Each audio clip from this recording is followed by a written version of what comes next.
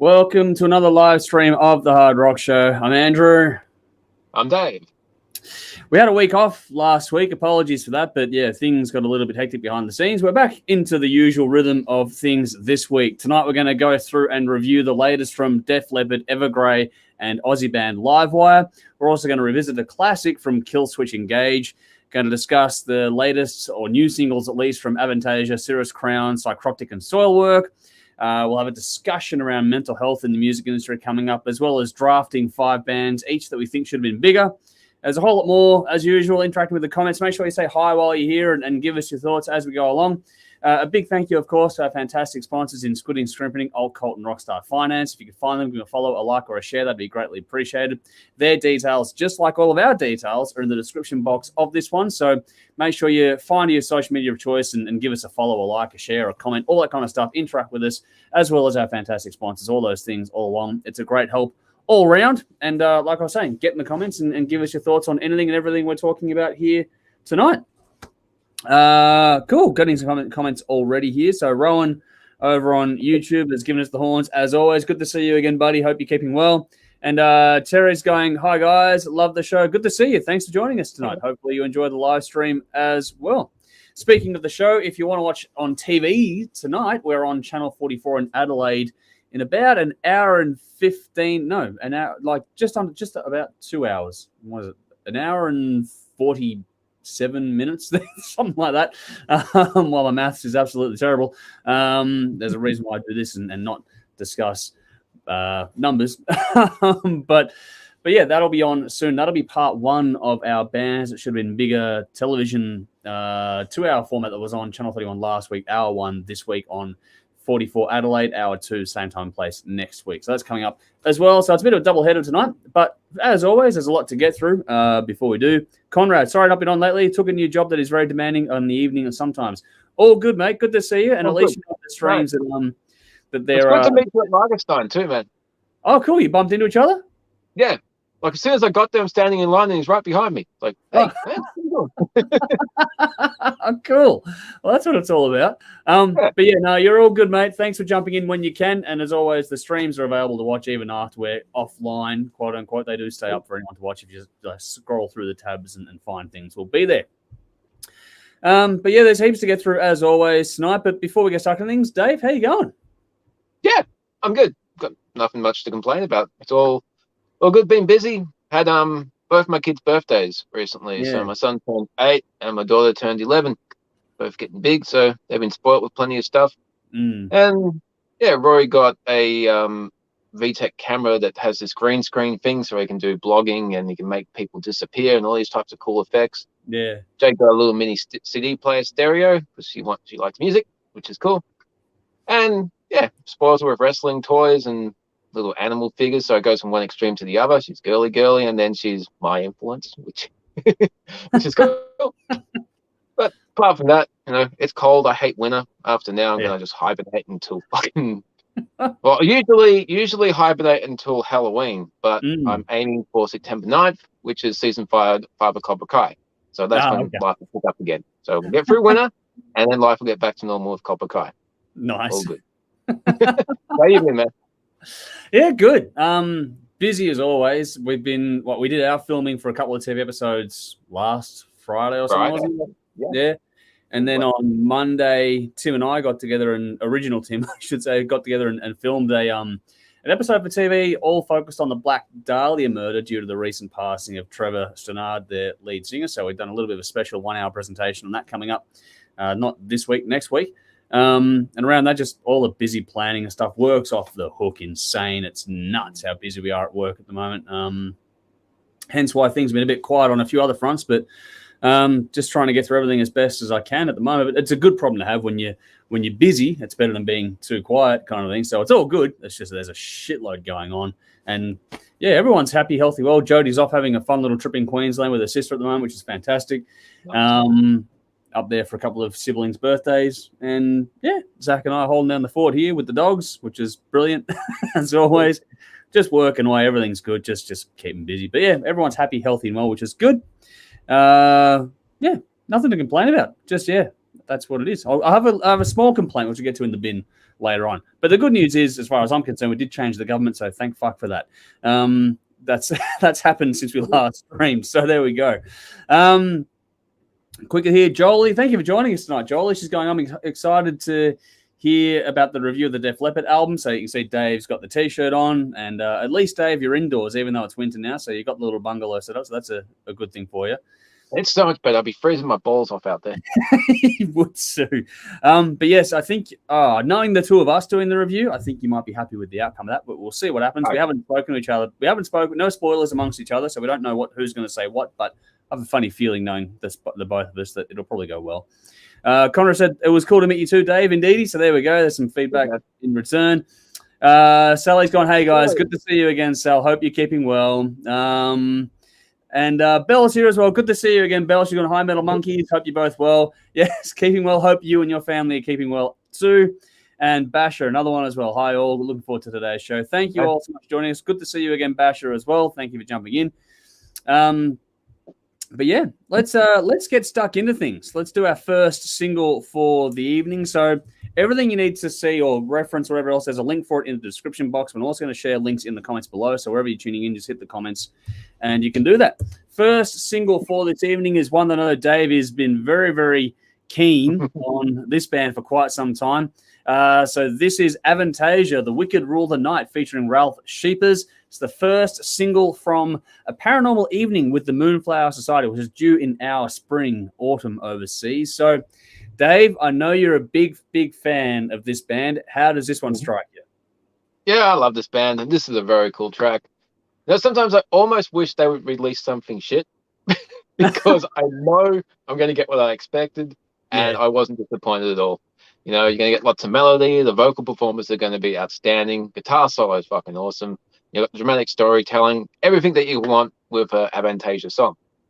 At 4 minutes 24, it might be a little short for an Avantasia song, but they have done short songs before. But, you know, it's probably a good length for an introduction single. But apparently the songs on the upcoming album aren't as epic in length as they have been. I don't think it was a conscious decision. He just said that was the way it worked out because been following Tobias on social media. But based off this and based off knowing what this band does, I'm really keen for the new album upcoming. But yeah, this was cool. Yeah, no, I enjoyed this one too. It's a cool lyric video as well, the animated lyric video. They've done a very good job with it. Nice heavy riff on this. Good drumming on this one too, which I don't normally gravitate to the drums, but this one got my attention. I think Ralf smokes his vocal on this one. You know, it's a good little counterpoint having Ralf from Primal Fear jump in on this one. But I like how the byplay between him and Tobias works nice on this. The different styles work well together. There's a great hook in the chorus too. A great solo in this one as well. But yeah, it was really, really cool, this one. I like the energy on this track in particular. It packs a punch. It was probably heavier than I expected, to be honest, because the lead single, I think, from the last one was actually Moonglow, which wasn't as punchy a single as this one is. So it was a bit heavier than I thought you'd get from a lead single from this project. But if you like melodic metal at all, this has everything you want from a track like this. Well worth checking out. So if this is our first sample, bring on the album. So it's been made in, 3 years, I think, for this one. So we're well due. So, yeah, this is a good one. Well done all around. We've got some comments as always. So quickly going back a bit, Sally's gone to the dog sleep with me when Jody is away. Warmer. No, not really. They would if they could, but I try not to let them on the bed too much because they're massive units, and if they start taking over that, then it's very hard to get it back from them. So, no, they have their own beds. They are spoilt in their own way. They both have a couch each to sleep on. So there's a three-seater couch for Cedar and for Caesar and a two-seater couch for Nala. So, yes, they are not lacking in comfort, I'll put it that way. So they do just fine without that. And I don't feel the cold as much as my family do anyway, so I'm pretty good in that regard. Jolie says, thanks, guys. Love your show. Thank you for the kind words. We'll get to the Def Leppard review in the near future, so just hang around for a bit. CDR 7474 over on YouTube. Thanks for joining us tonight. Hard the first couple of listens, but after 5, it's great. So there you go. I'm assuming that's referring to the Avantasia track there, but no, cool. always good to get feedback on there. Rowan says, I will always buy Avantasia albums over on the YouTube page as well. And Michael has joined us on Facebook saying, hey, guys. So good to see you here, buddy, as well. Good to see the regulars and some new faces coming through tonight. This is cool. Alrighty, moving on to the next single. This is the latest from Melbourne band Cirrus Crown. So give this one a listen while we, sort of wax lyrical about it. This is Cirrus Crown with Passive. The second single, I believe, from the Melbourne band, but I think there are changes afoot because the main songwriter is heading up north. It's a self-release completely, no PR campaign. It was just one of those ones I was lucky I stumbled across it via social media because I have tweaked my Facebook feed and whatever else to sort of show you more bands and anything else. So, this was a good little stumbling across random discovery. But how'd you go with this one, Dave? Yeah, this is really good. We haven't reviewed this band at all before, have we? No, it's only been singles. So we've played them on TV and stuff. We haven't really reviewed them like this, no. Okay, cool. Well, I'm glad we came across it. I like this. It's got an interesting, moody, and somewhat claustrophobic vibe to it. There's nice use of a delay in the main melody with the guitar. And the clean tone's really nice, and the vocals coming over that is not really, I wouldn't say prog rock territory, but it's got proggish elements to it, kind of like the atmosphere of some... The layering on. Yeah, so it's just, it doesn't go for the heavy distortion straight away, which gives it this whole cool atmosphere. And then you got the melody against the distorted riff when that does come in. So there's a lot of structure and development as the song goes along. I like the feedback at the end too. That was a nice little, just sustained notes throughout this. It's not what I would usually go for, but yeah, this is cool. I want to hear more from this band. Okay. They've got, I forget the name of the other single right now, and I don't want to pull up Spotify to try and find it, but yeah, they've done some great stuff. Marcus Sastamoinen, who's the vocalist for this project, who we've known from other projects, that's where you know the vocal from. But I'm not sure what the future holds for this group with everything going on. There's some cryptic kind of wording going on, and this was just sort of dropped pretty randomly. But again, another stunning lyric video visually to look at. This one was really well together, but this is loaded with melody and emotive weight. Like you were saying, it's the space and the sort of technical elements that, the layering, the space, and that sort of stuff is really leaving the room for the vocal to take over. And that part, the lyrics of it really do pack a punch on this one, add a lot of emotive weight. There is still some nice rumble to this sonically. But the chorus, when that kicks in, that really does sort of, that's where you get the energy kick out of it. That's where the riff comes in. That's where all the fun stuff, for this song is. So it's really well done. The harmonies on the vocals, Marcus has done a great job with that part of this too. So, and the hook in the chorus, you can hear it in your head. It doesn't take long to get stuck in there at all. It's one of those songs that will just stay with you. Out of everything this band has done, I've enjoyed. So I'm hoping that there's more. But if nothing else, if you like it, a bit moodier, a bit weightier on the lyrical content, definitely something to say with the song. Then if you like it with emotion, melody, but still a bit of drive to it, this is really, really cool. So yeah, do please check this one out and let us know what you think. Here we go. Andrew's joined us on YouTube, going, hi guys, always a fan of projects Marcus is involved in. This is another ripper. So there we go. Good to see you again, buddy. Thanks for jumping in. And Michael's gone, the hardest truth. That is the other single. You're right. Was the other single. I've been thinking that since Pete went north, that this song may be a farewell to fans for the band, but they could surprise us. So yeah, waiting and seeing on this one. Don't know what's going to happen next. Hopefully, I mean, we've seen how many other things do things over distance and make it work. So hopefully these guys can continue to doing what they do. But I mean, hopefully it's not just two singles. I'd like to get more out of these guys. But if not, then there's two cracking singles to check out and both some pretty cool videos to go with it as well. And Conrad's back. He had to take a phone call. So good to see you again back with us as well. All righty. Going to change pace as we always do. Time to get some heavy stuff going for those that like that kind of thing. Going to go to the latest from Hobart band Psycroptic. The new single and video from them is Rend, Asunder. Again, this is in the comments, also in the description box. Make sure you check it out. This is from the upcoming album Divine Council, due on August 5th. It'll be the 8th album overall from this band, and we have reviewed these guys a few times on the show, and if you like it heavy, then you're going to be very happy with this one. But Dave, how'd you go? Yeah, music's great. Great riffing, great drumming. There's some like moments in there. I've got no fucking idea what they're talking about. I cannot understand a word, which really irks me sometimes, most of the time. But fuck, it's just the vocals are not to my taste at all. But which is a shame because musically it's fucking great.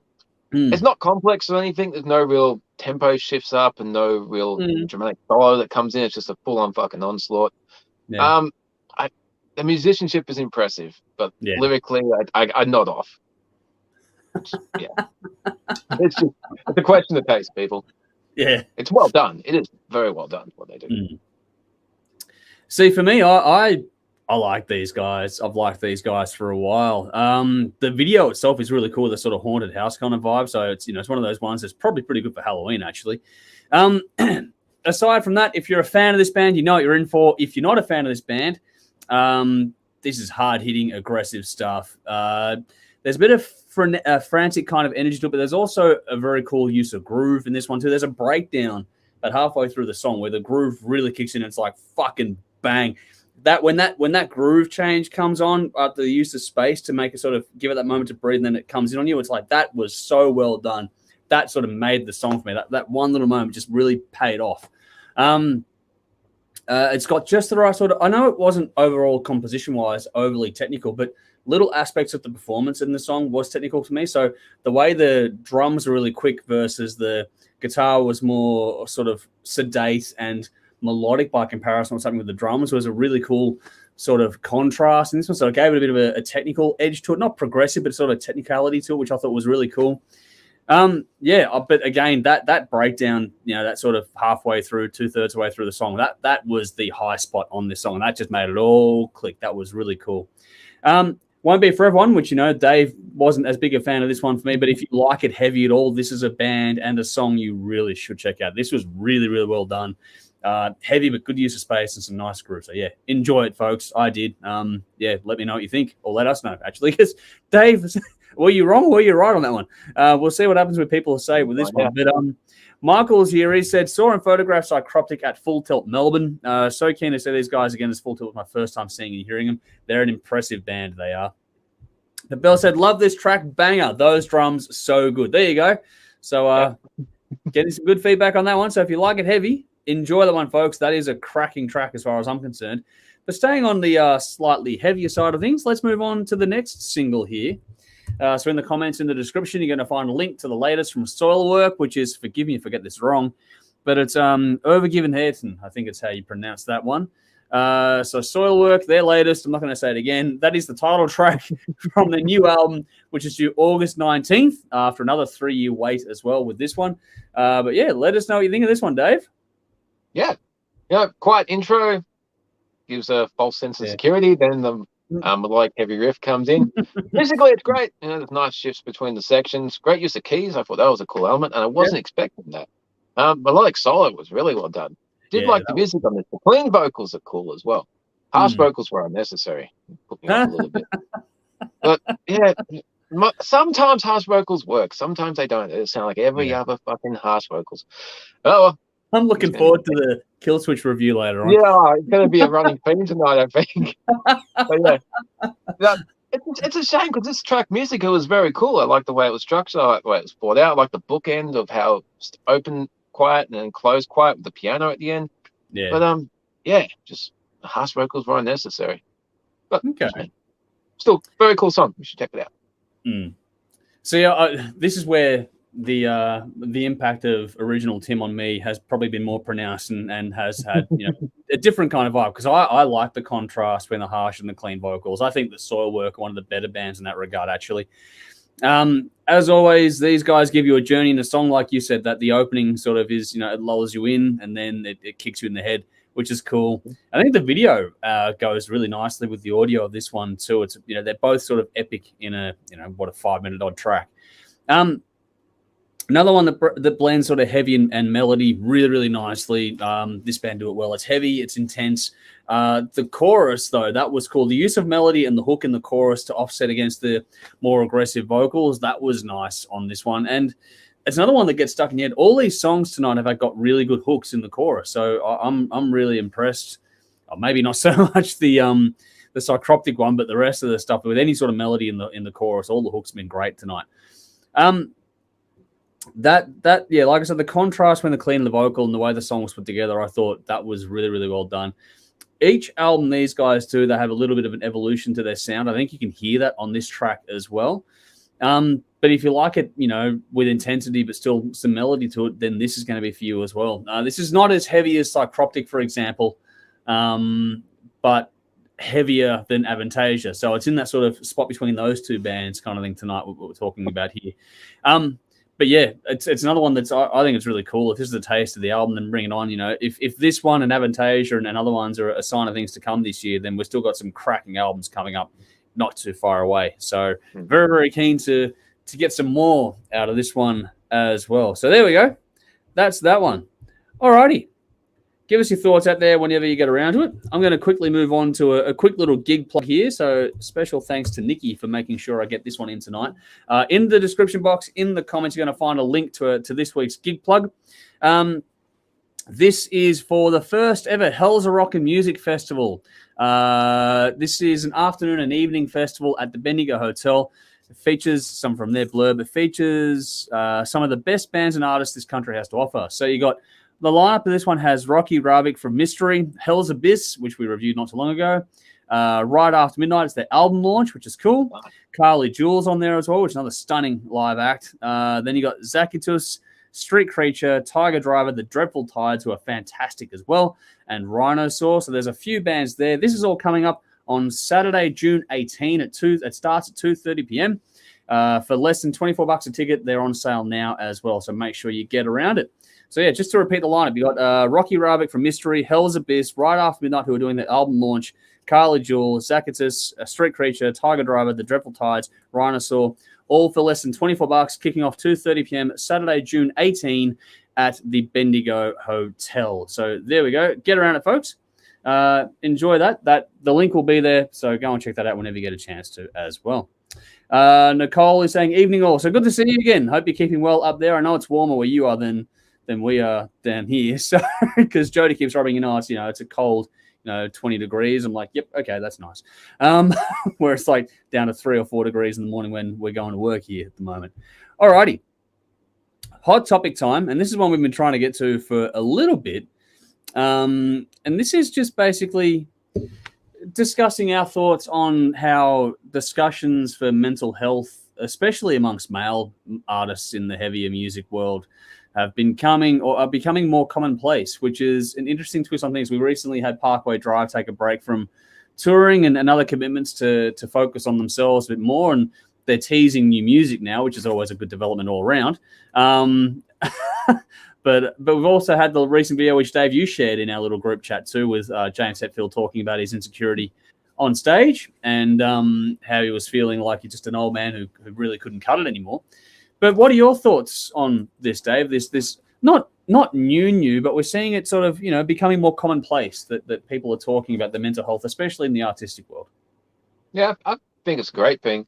When you've been a fan of music, especially metal and rock, for as long, you grow up with it from the 80s to the 90s all the way through.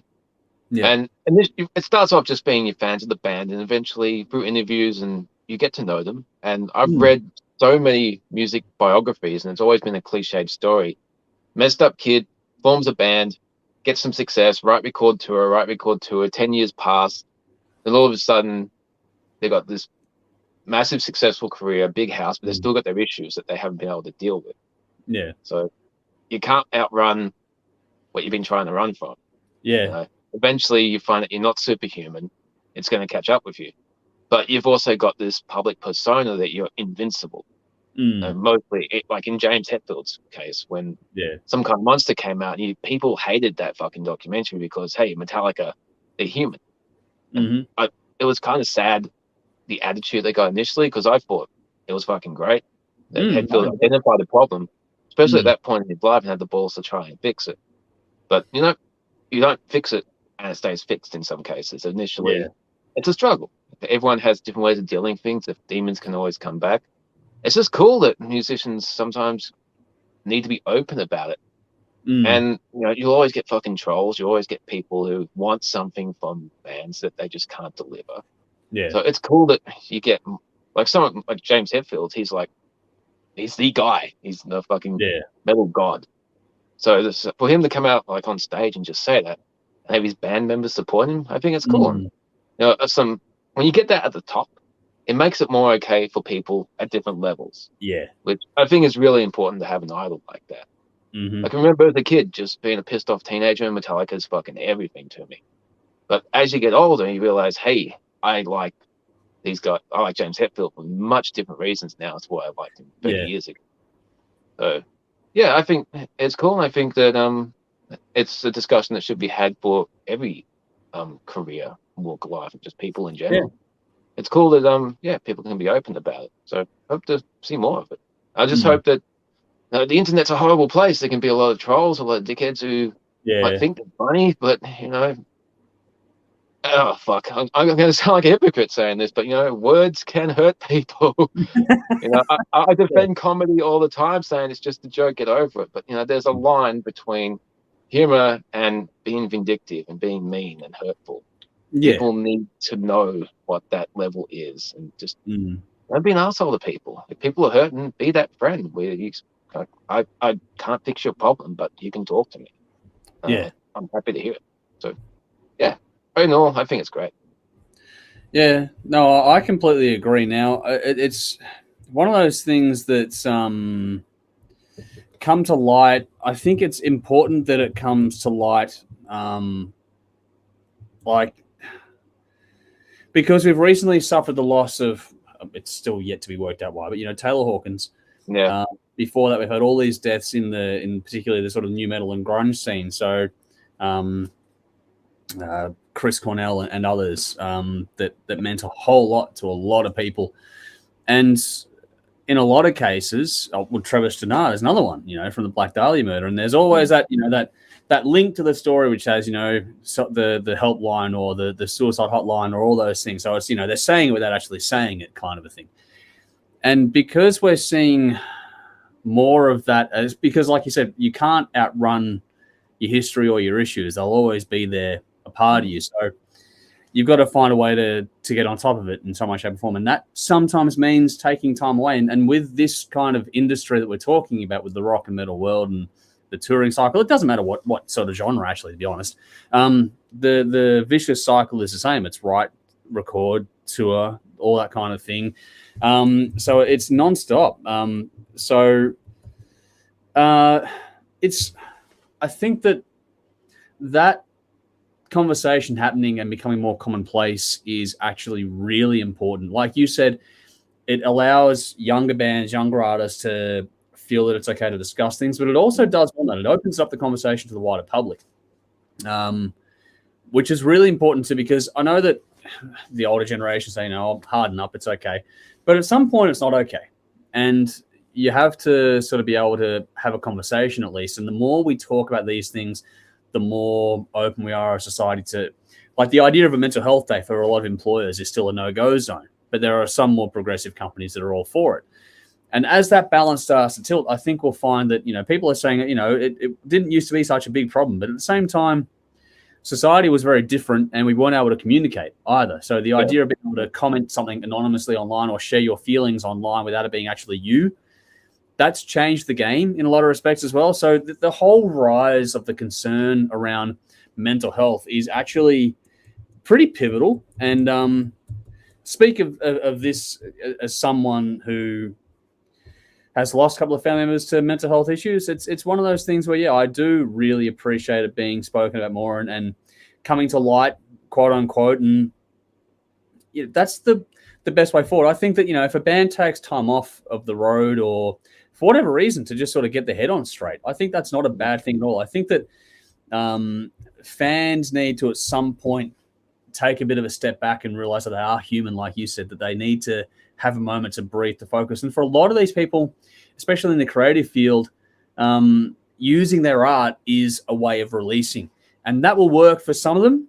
It might work for a little while for others, but it may work not for long for other ones as well. So you got to sort of work out where the individual is sitting. And it's like anything else. I think that if they need to take some time off, because usually for the creative sorts, being creative is the release, it gets out of the system for a while. That may not work for forever. So I think that if they need to take a step away and do what they need to do to get themselves right, I'd rather them do that and hang around with this for a bit longer and create more music for us all to enjoy than the alternative, which has been for so many years just to suck it up, harden up, be a man, quote unquote, and carry on as though nothing's wrong. And that just doesn't work. I think we're all seeing that it doesn't work. We're losing a lot more stars than we should be to these kinds of demons. And I think that, the less we stigmatize this stuff, the more we open up the conversation, the better it is all around. I'm glad we're seeing artists sort of get on the front foot with this one and be much more open about it. I think it's a good thing all around. So I'm all for it. So there we go. That's my quick thought on that for what it's worth. But yeah, give us your thoughts on that one out there. Let us know what you think, and we'll have the separate individual video on that later on too. But I think it's an important conversation to have, and I think it's time for people to be more accepting, more open, and the discussion is important. So there we go. We even have people on the local scene we've lost due to these things too. It's not just the big stars. So I think that the more people are talking about it, the better off everyone is all around. Because don't forget at the end of the day too that if these people go, they're usually leaving behind a family as well, which is worse for them than it is for the fans. So that's the human element of this too. All right, what do we got here? So just come back to the weather for a second. Andrew says, my fridge is warmer than outside. So there we go. And Nicole says, it's 8 degrees. Yeah, it's like less than 8 degrees down here, Nicole. I'll tell you that right now. But on the actual more serious conversation for a second, Andrew says, hopefully as more celebrities are open about mental health issues, less of them will leave us too soon. Yes, that's hopefully the cause or the effect, I should say, of this kind of stuff too. I think that it's definitely important that this happens. Nicole says happens far too often these days, which is true. Man family have said great discussion, and thank you for joining us as well. I'm glad you liked that one there. It's important. Michael says the band Parkway Drive is an example of a band that have been touring for 20 years and shared a post on their Facebook saying they needed a break, and that mental health is an ever-present issue. Yes, and that's one of the ones that was sort of triggering from this conversation. Here we go. We actually got the comment here. So Michael has shared with us a statement from Parkway Drive. The last year's been tough on everyone, having toured non-stop for 17 years. The shutdown was a major challenge. While we set our minds on other creative paths, we also gained a greater perspective of the impact this band has had on us. Mental health is an ever-present issue within our society, and we are no exception. As touring started to back up, we found ourselves at the crossroads, continuing down the same path, risk more damage. And I can't actually scroll through more than that, to be honest. Sorry, it's all there. But yeah, the statement is there in full for those who want to check it out. Otherwise, go and check out the Parkway Drive socials in general, and you'll get an idea as well. Man Family also said Derek Green has a great interview up on Sepultura's YouTube channel. Even better. Cool. So, yeah, please do feel free to share these links and posts and stuff to get the conversation happening, not only for the artist, but we can also do share the word around it here and start, be a part of the conversation as opposed to isolating ourselves from it. Onto a fun one here for a second. Tough, good to see you again, buddy. He's going to get out you monster metalheads. Thank you for joining us once again. Let's see what sort of rabbit hole we can send you down on YouTube tonight. What do we got? Okay, Gear. I can't share the link here, Gear, but Gear Miranda from Viking Queen over in Europe, they've got the new single out now. So there we go. It's in the Facebook comments. So it's not really worth pulling up on the screen. But yeah, please do. They're saying, hello from Norway, Viking Queen. Here's a new song, Fight for Glory. Check out the link. So the link is in the Facebook comments now. We'll get around to talking about that one soon as well. Angie, good to see you. Thank you for joining us tonight. She has gone well said, Dave. So there we go. Also, Tough has said, plus they don't make much money from touring, from what I've been told, which is possibly true as well when it comes to a lot of bands at the moment.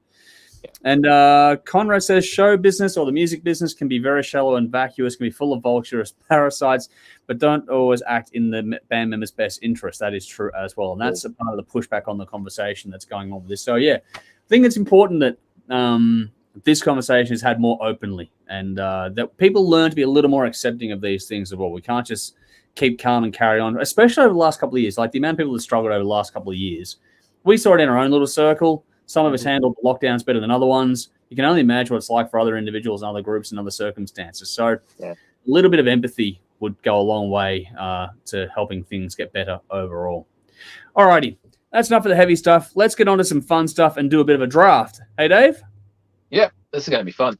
It is going to be fun. So the idea here, we haven't done this for a little while, is the blind draft, is that the topic is that we're going to draft 5 bands each. that should have been bigger in our opinion for one way, shape, or form. It's in honor of the television broadcast that happened recently and is happening on Channel 44 tonight and next week.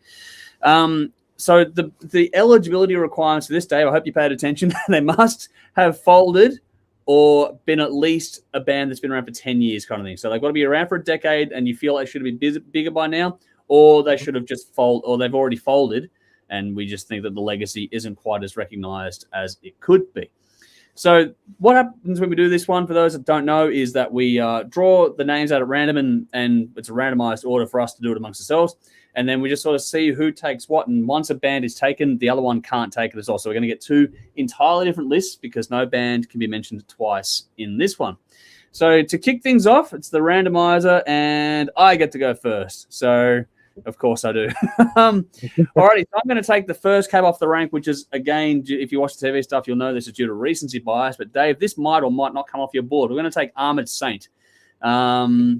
That one is one that I think is a band that definitely should be much more widely known. I can't believe they've got some cracking albums. Like, we're going to do part 2 of our Armored Saint special very soon as well, and they've got some cracking stuff. It's like, for fuck's sake, why are they not more widely known kind of thing? So it's an interesting one, and feel free to give us your sort of top 5 bands that you think should have been bigger in the comments as we go through this one too. We've got one from Tony. I'll get to that in a second.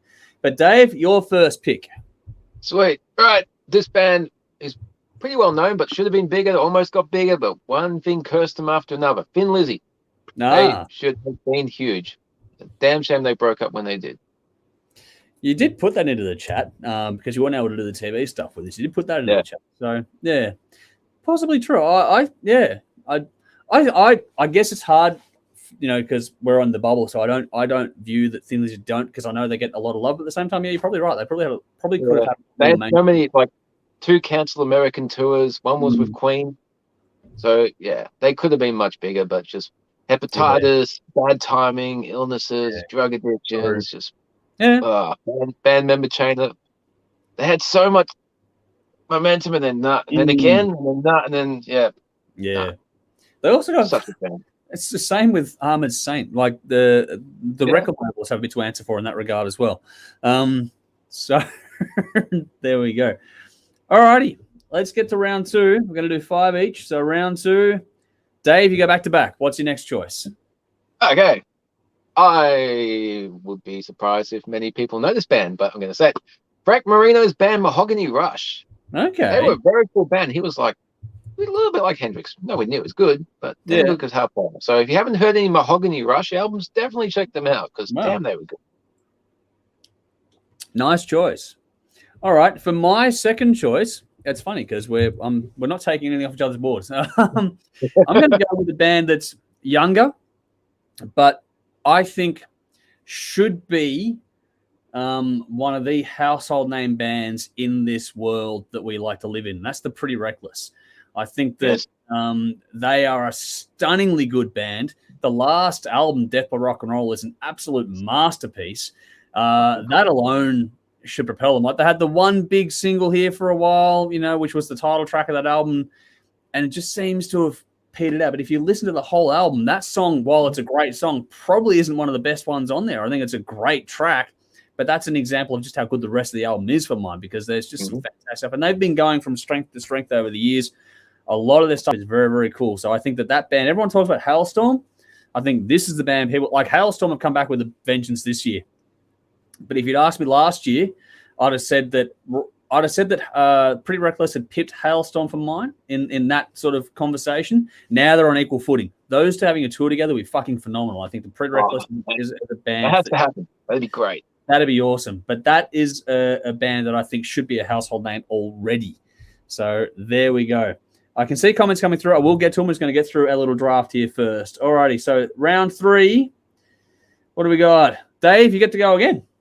Okay, going to go local. Going to go very, very local, actually. Okay. Tragic Earth. Damn tragedy they broke up. Yeah. But their album beat Metallica for me that year. That was so good.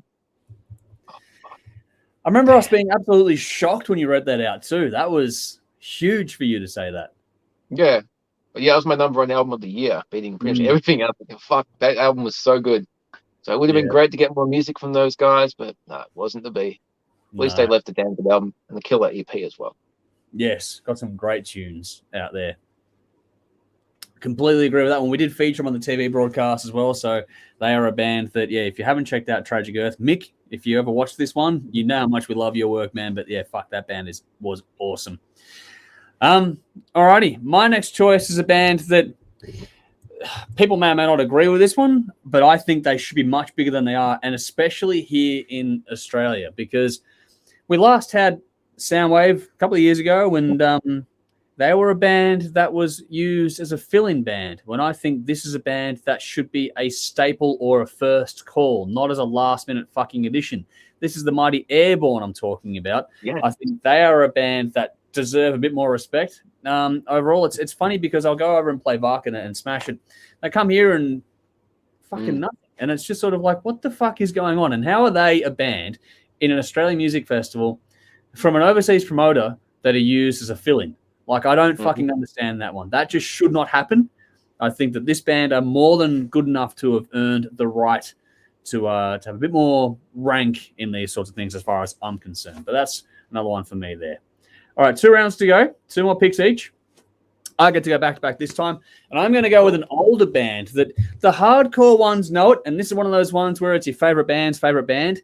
This is Budgie. I think this is a band that they've done some very cool stuff. If you dig through the catalog, it's all very well done. But it's a band that, it seems to be one of those ones that if you're into the whole thing, you'll know about it. But few people that don't pay as much attention as we do to things, or the audience and that sort of stuff for that matter, they don't seem to get, the feel and the vibe. There's a few other bands of the same era which I've got on my list, but Budgie is one for mine that I think should be a bigger band considering how influential they were on other bands coming up through things as well. And every time we do things like this, they always get a mention from some diehard fans. So yes, I do completely agree with those ones. A shout out to that band. Alrighty, Dave, second last choice. What are you taking? So this band was well on the way, and they were quite big in their home country. They were almost cracking America, and then Vince Neil came along and fucked it up. Harmony Rock. Yeah. They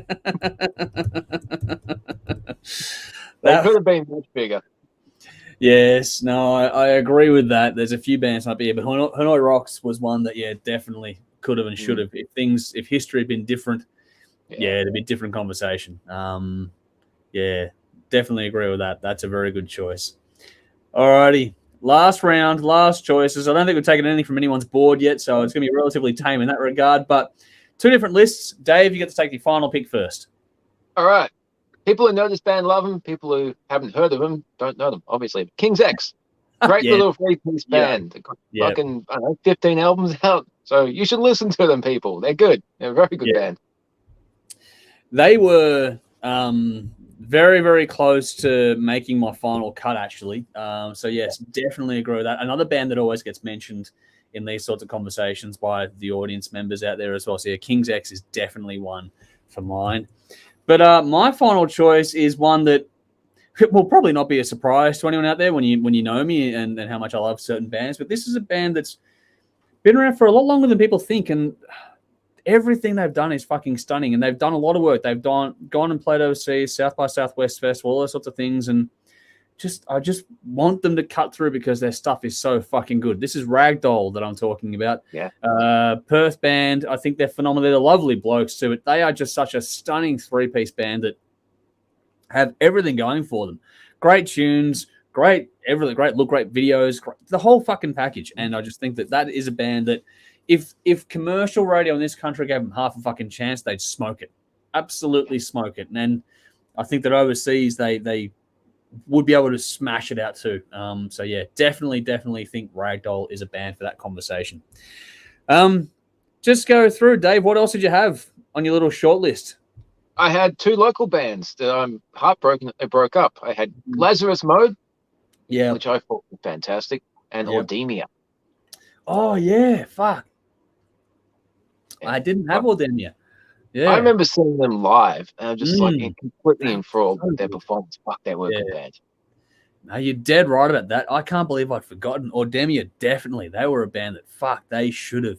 Yes, definitely. Really good.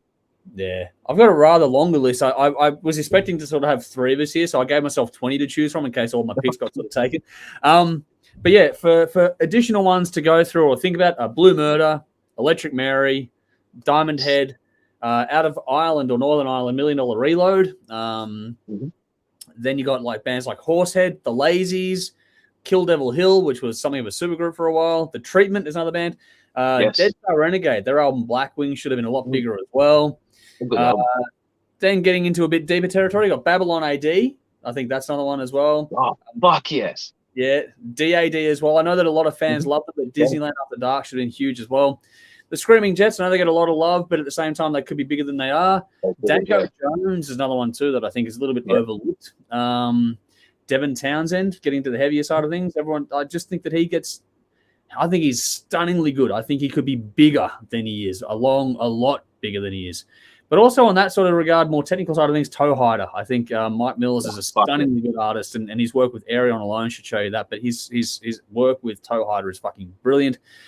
Frankenbach is a band that they sort of started to get to the heights and then sort of fell back down again, and they keep pumping out consistently fucking stunning albums. I think that's a band that should be huge as well. Same thing with Hobbs Angel of Death. Now, obviously, it's not going to get any more new music out of that, but that's a band that, considering the supports they were getting, the work they were doing, the reputation they had, they should have been should be a lot bigger than they are. And also going over to South Australia, I think, technically, the Mark of Cain. It's another band that I think should be a lot bigger than they are as well. So there's more, but that was just what's on my short list for tonight in case I needed to have, some extra picks there to go through. We have some comments on this, which is cool. All right, I'm going to scroll back through. People, give me a minute. This is going to be awesome. What do we got? So back to to Tough. Tough's gone, I've got my Judas Priest custom-made anchor and life vest for my metal wormhole adventure. Bring it on. All right, cool. Let's see what sort of wormhole you go down on your YouTube channel tonight. Tony says, my top 2 bands should have been bigger are Rage and Vicious Rumors. Nice choices there. But also Forbidden should have been bigger as well. Now, if you like that, you'd be happy because TC actually picked them to play on the show as well. So that got a run recently on telly, or it will next week on Channel 44 as well. Andrew says, Vanishing Point. Speaking of which, I didn't see you guys at Belgrave. No, I wasn't there. I haven't been able to get to any gigs, unfortunately. I don't think Dave was at that one either. So, no, unfortunately, I had something on that night. Yeah, no, Belgrave is a bit of a hike for me these days. I used to live out that way, but not anymore. I'm over the other side of the city these days. But no, Vanishing Point are a band that I definitely think should be bigger as well. Yes. Tough says Headbanger First to Fight 2017. Don't know if you heard of them. I've heard of. I don't think I've checked it out though. But yes, there we go. Another band there. Conrad says Thin Lizzy are just as significant to heavy metal as Black Sabbath, Judas Priest, and Iron Maiden. Yes, I agree with that. It's a very good point. 100%. Rowan says number 1, Beyond Twilight. Number 2, TNT. Number 3, Devin Townsend. There we go. Number 4, Toe Hider. Number 5, Pathless Ray. Nice choices there. Very cool. Michael says agree on Pretty Reckless. They should definitely be bigger than they are right now. Awesome. Good to see some positive thoughts on that one. What have we got? Tough also says Super Monster Party, Side Quest, full album. Epic shit, great for when you play the Witcher game. Okay, nice. Cool. Well, here's one. Sally says Blacktop Mojo. Not sure I don't know how long. I think that might have been around 10 years. But yeah, Blacktop Mojo is a band that get a lot of love for the underground side of things. They're very cool. But Andrew says Tragic Earth as well. Absolutely love them. Thanks, Mick. So yes, that's cool. Another one there for that. Michael says American band Nothing More should be bigger than they are. They played the last Soundwave. Cool. Nice choice there too. Here's one, Nicole. Tigers of Pan saying that is one that gets a few mentions. Then also Nazareth. That is a band too. Their last album is fucking phenomenal.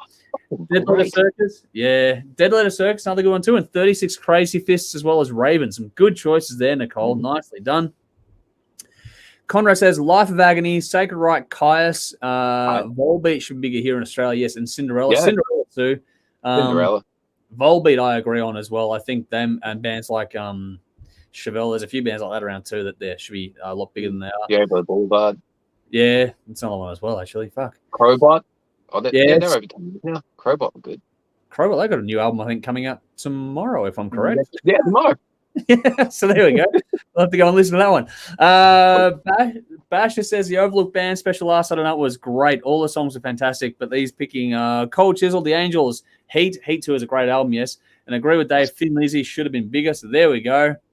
What else we got here? Tough says Nano War of Steel. Oh, they were cool. I win. Thank you. Good night. Drops Mike. So there we go. Yeah, Nano War of Steel are very fun. Rowan says King's X. I called them King's Cross for decades.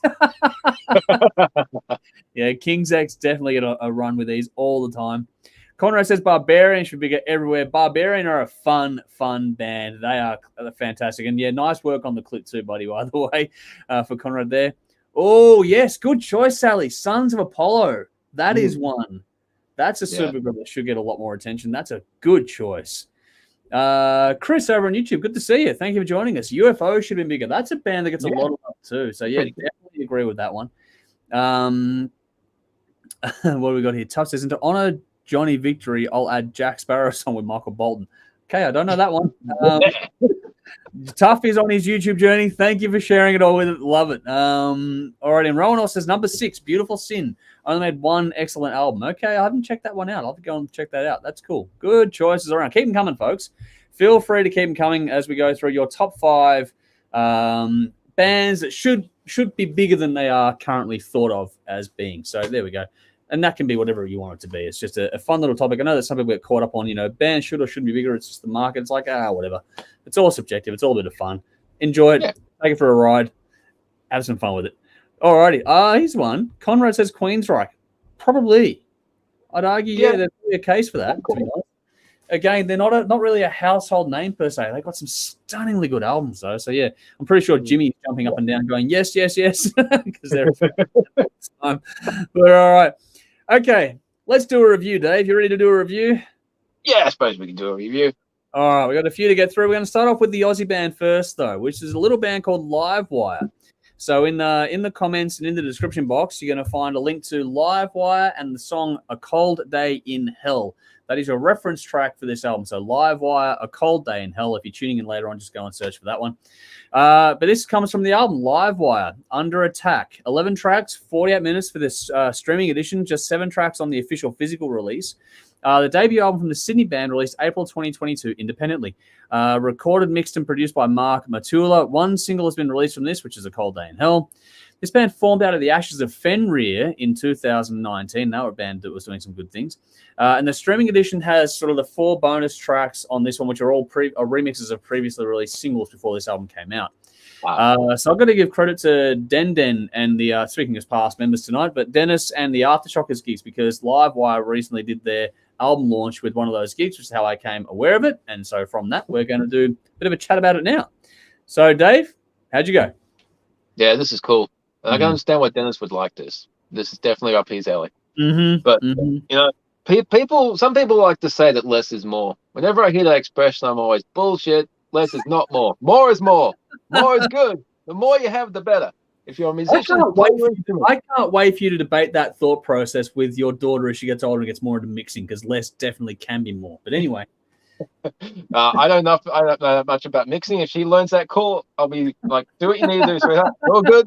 I won't complain. I'll just record me playing, sweetheart. I'm all good. Make me sound good. Make me sound better. But yeah, getting back to this band. This band can certainly play. Yeah, fucking good.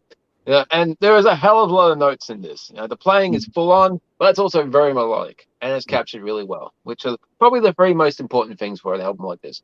Really good playing, really melodic playing, and has to be clear and captured well.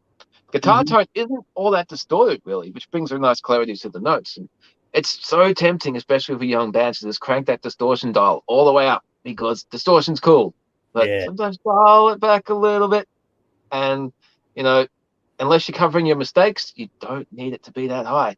Yeah. Let the notes go out. It's fresh, but it's not dark and depressing fresh. It's got an element of fun. Just look at the album cover. Yeah. You can see there's a bit of color to this band, and it kind of matches the music that you're going to get from here. Yeah. All the songs are fast. And then you get a breakneck tempo song like Lockjaw Death Roll. Yeah. It's just like, okay, fast, and then there's fucking full throttle. And I thought that was cool to break it up. Some albums break it up with a slower number. This band breaks it up with a faster one. Thought, yes, something different. This is cool. Yeah. And as you mentioned, there's 4 bonus tracks at the end. I thought maybe they might be from a previous EP, but as you say, from previous singles. Yeah. So without that song Lockjaw Death Roll would have ended the album, but maybe a bit longer, put those extra singles on. Cool addition. Out of the bonus tracks, Artificial Selection, that was a real standout for me. Yeah. It kind of reminded me of early Megadeth. It's like Good Morning Black Friday. You think the intro to that? Yeah, it brings this to mind. I thought, fuck. So, it's a young band. They got a lot of potential. That album sounds cool, but yeah, this is definitely a band to keep an eye on because as they get more skilled, they're going to write cool songs. So it's a great start. So I get this 8 out of 10. Conqueror, Lockjaw, Death Roll, and Artificial Selections are my standouts. But yeah, if you like this, if you like thrash, check it out. Yeah, definitely. Lockjaw, Death Roll is definitely a standout on this one for me as well. Yeah, basically, if you like it old school, this will certainly please. My first note here is exactly the same as yours. You can see exactly why Dennis got into this. If you follow Dennis and his work at all, you'll know why this got his attention, why they did the album launch with the Aftershockers gig. So yes, there are so many people on the scene excited by this one, and I can see exactly why. Riffs and melody for days on this one, heaps of pace to go with this one, and there's some nice harmony in this one too. There's some good wails in the vocals as well. So you get that sort of higher pitch stuff, but nothing, grating or harsh. It's just really melodic, but very well done. As Dave covered off, some of the guitar work is fucking nuts. There is some fantastic lead work on this, great solos. Expect no less from this kind of genre of music. I found the mix on this one to be a little bit too centered around the guitar work on this, which is, I thought it came at the expense of the drums and the vocals a touch. I get why. Like, it makes perfect sense. More guitar. Yeah, I know. But then again, let's be more here. So more balance in the sound would be more appreciated by me. Especially with like so many harmonies going on, I think it would be better to have a bit more focus, just evened out across the board. Like it's a very guitar-centric mix. Like I said, I get it. I fully appreciate it. Just me being wanting something a bit more even overall, but fuck. It's a small complaint at the end of the day because it still does sound very, very good. I think it's just annoying because there's some great drums and bass on this one. I thought that gives the lead work that platform to go from. The rhythm section really drives this nicely. That's what packs the punch in this for me. The foundation under the vocal and lead is what really sort of just pushes us along really well. Great lyrics on this too. Got to give credit to that. It's got everything you want from this genre of music. From top to bottom, this is just a solid sort of, flashy kind of a record, which is nice. Some good hooks in this one. Some of these songs will get stuck in your head pretty quickly, Lockjaw, Death Roll being one of them, for sure. But like you said, they don't really have any slow moments. I sort of tease you a bit by sort of slowing down for like a minute, like an intro to a song, and then it's just like fucking bang. The gear changes in this are fast and faster, and that's pretty much all you've got. That's what you want. Like I was saying, there's a little soft moment on things like Midnight Sun, but that's just about small changes in pace overall. Kind of thing. It's just little things, bits and pieces there. Attack is the name of the game on this record, and they've got that for days here. The thing that really stood out Lockjaw Death Roll was the groove on that. That was, that's the closing of the, the quote-unquote official album. That's a really good way to wrap that up. That's a really nice touch on that. And what I found interesting in particular about that one is that the mix is a bit different. The solo was back a bit, and that one really sort of punched it out for me too. That was a chunkier song, chunkier sound. I did really enjoy that one. I thought the bonus tracks on this were a good addition to this one. I hadn't checked out the band at all, so it's a good little way to have it all together to sort of listen to in one place. It's a solid debut album from these guys from top to bottom. It's nothing you haven't heard before, but it's a very good beginning for these guys. And if you like it fast and melodic, this is definitely going to appeal to you. You don't need to reinvent the wheel when you're doing stuff like this. It's very, very cool. One song will be enough. If you like one song, you will like the whole album. If you don't like the one song, you won't like the album. There's not a lot of variation, quote unquote, in that one. Every song is different, but you'll know if you like it after one song. I gave it an 8 out of 10. Conqueror, Lockjaw, Death Roll, and Midnight Sun were my standouts on this one, which is cool. We both completely agree on that one, so well done to the lads. Hopefully we get to see more from them very, very soon. Back to the comments here. Tup was saying, Jack Sparrow is my Johnny Depp victory song. That's what I'm talking about. Okay, there we go. Going back to the social commentary. Andrew's got a good choice for their bands that should be bigger. Ice on Mercury from Radelaide. Yeah. That's a band. Good. Fuck yes, completely agree with that. That's a good choice there. Ice and Mercury were great. What do we got here? All right, so Tuff says, holy shit, this song will be insane on Guitar Hero. Yeah, I ain't fucking playing this in Guitar Hero. With regard to Livewire there, he goes, I'd need to have 50 Red Bulls and Mothers and a very strong McDonald's coffee to play music that fast. Epic. There we go. At least it's right up your alley, Tuff, so great one there. Conrad, more is more. Malmsteen quote. Yes. Here we go. Andrew says, need one of Dave's favorite bands to do an album titled Less is More. That'd be good. That'd be interesting to see. That ain't gonna happen. I can't picture any one of my favorite bands saying, yeah, less is more. Yeah, I know. That'd be like fucking Avantasia doing a grunge song. Anyway, this is from the Dream Theater nerd. Bell says, I've been listening to this album for a couple of weeks now, and I love it. This is metal at its best and purest. It's fresh, but could just easily have been big in the 80s. Vocals have been brought forward a bit, though. So there we go. There's a good little... That's both of our reviews in like 3 seconds. So well done, Bell. You've summed that up. Yeah, that's it. You can come in and do a better job than us. That's very well done. And also, she says, back to before, Roxas is a band that should have been bigger. That's a good point, too. Yeah. Roxas is a band that really... I don't know what happened there. They had everything going right, and then it sort of fizzled out completely. All right, so Tough says, just found another band from this. Whoa, dude, the power of this wormhole is strong. Hold my beer. So there we go. Tough is on his journey. And we're going to have some fun before the night is out. But anyway, moving on to the next album, we are getting ever closer to the Def Leppard review, but we have one band to get through before we get to that one. And this is the latest from Evergrey. So in the comments, in the description box, check out Evergrey with the song Blindfolded. That is your reference track for this album. Evergrey is the band. Blindfolded is the song. And that comes from the new album, which is A Heartless Portrait, also in brackets, the Orphean Testament. So Evergrey, A Heartless Portrait, 10 tracks, 50 minutes, the 13th studio album from the Swedish band, released May 2022 by Napalm Records, which makes this their debut on that label. Produced by band members Tom S. England and Jonas Ekdahl, at 3 studios across Sweden, mixed by Jakob Hansen. 3 singles have been released, including Save Us and Midwinter Calls. This comes hot on the heels of their Escape of the Phoenix album in 2021, so they haven't wasted any time with the pandemic. Always got a lot of love for these guys over the years. So let's see how this one goes. Dave, did this continue the trend of them just releasing solid music for you?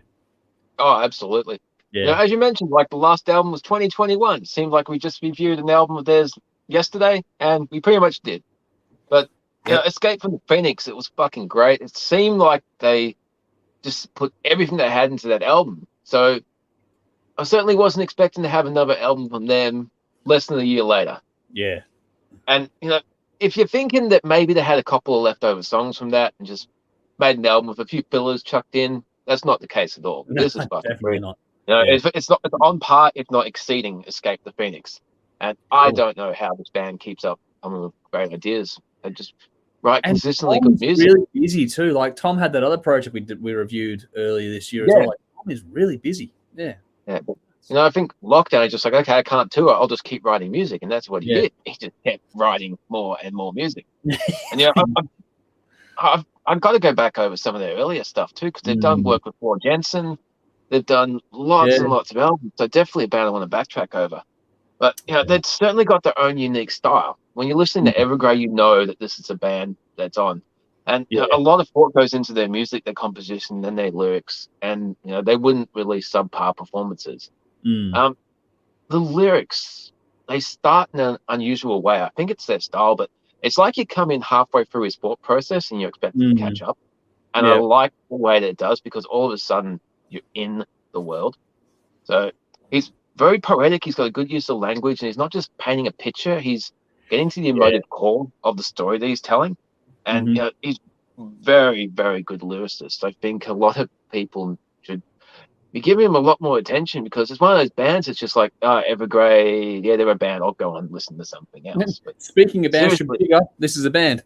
Yeah, definitely. Because I don't know why this band's easy to overlook, but I did for a long time until we reviewed the album before last. I can't remember what it was called, but before Escape the Phoenix. But anyway, I'm getting on board. But I really fell in love with this band on the Atlantic. That was the album that really hooked me. Yeah. But it's just got such a unique style and an interesting thought process.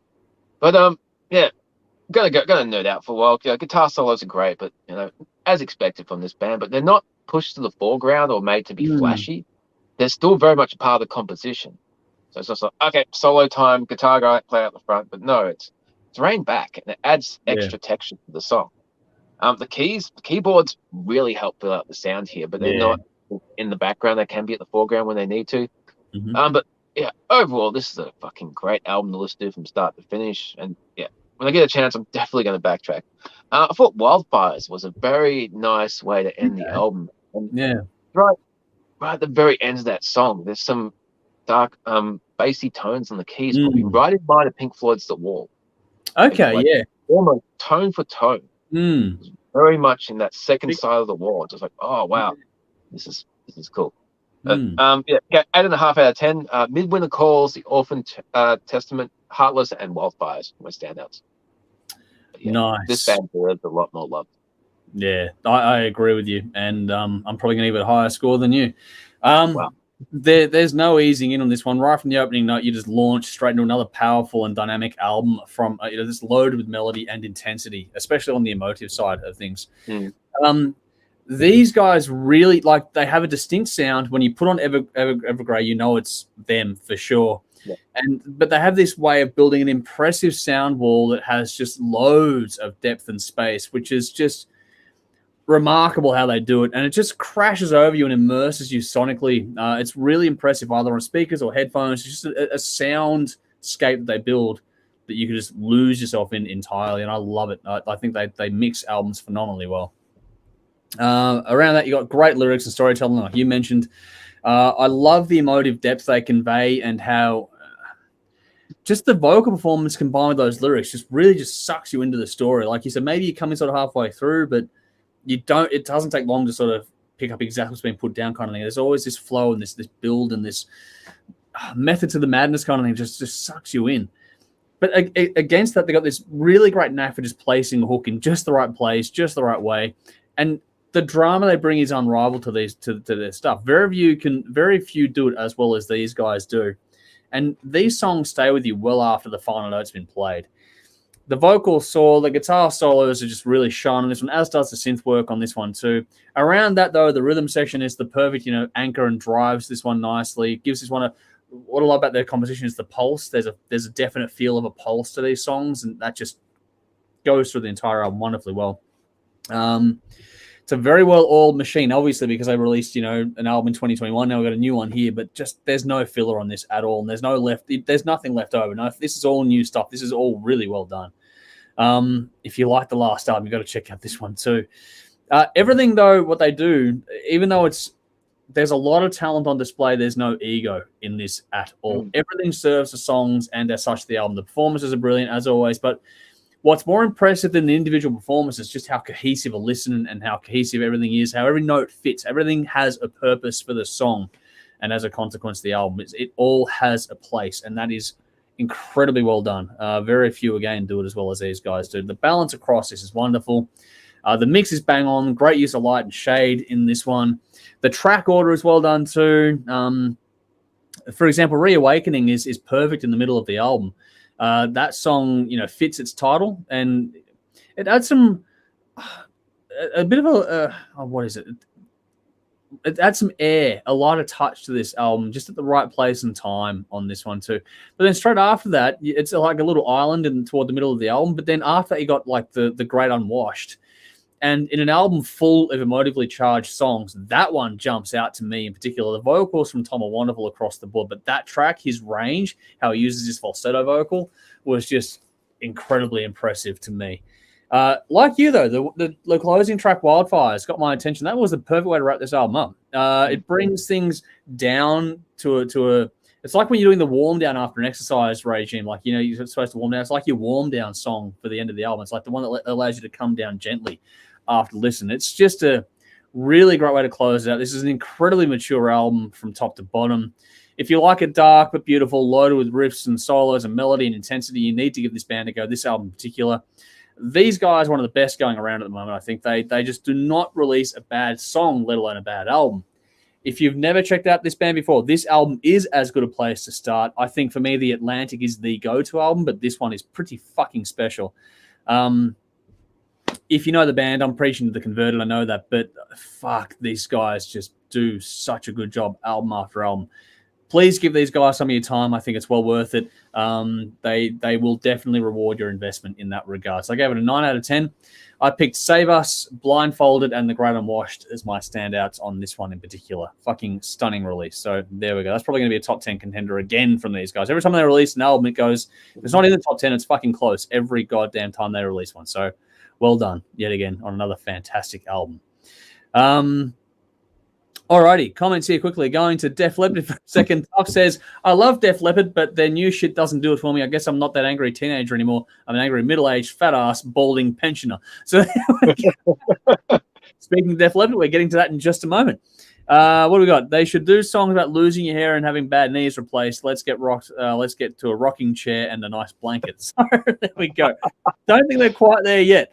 But anyway, Conrad says, I saw Evergrey several years ago at the Hi-Fi Bar. They were brilliant. So yes, I haven't seen them live. That's a band I desperately want to see live. Alrighty. 2 more reviews, but here's the one that certain people are waiting for. So let's get stuck into it without any further ado. This is, as Dave is running the top. Hang on, come here. Silly thing. I copy paste and it doesn't copy paste properly. So give me a moment while I just do this. We don't have an external producer. I'm doing things as we go. So in the comments and in the description box, we have Def Leppard with the track Fire It Up. That is your reference track. I chose one because it's the newest single from the band, or from this album, I should say. Oh, well, both actually. But yeah, Def Leppard is the band. Fire It Up is your reference track. That is in the description box, in the comments. It's also what you're searching for if you're tuning in later on. Whenever or however you're tuning, we do appreciate your time. Hopefully you're enjoying the show tonight. But second last review is this. Def Leppard with Diamond Star Halos. 15 tracks, 61 minutes. The 12th studio album from the English band, released May 2022 via Bludgeon, Rafola, and Mercury. Produced by the band with Ronan McHugh. 3 singles have been released, including Take What You Want and Kick. This is the band's first studio album since 2015 self-titled release, and features 2 guest spots from American bluegrass and country musician Alison Krauss. So there's something a bit different on this one too. Dave, you've got the top on. We both loved the last album. How'd you go with this one?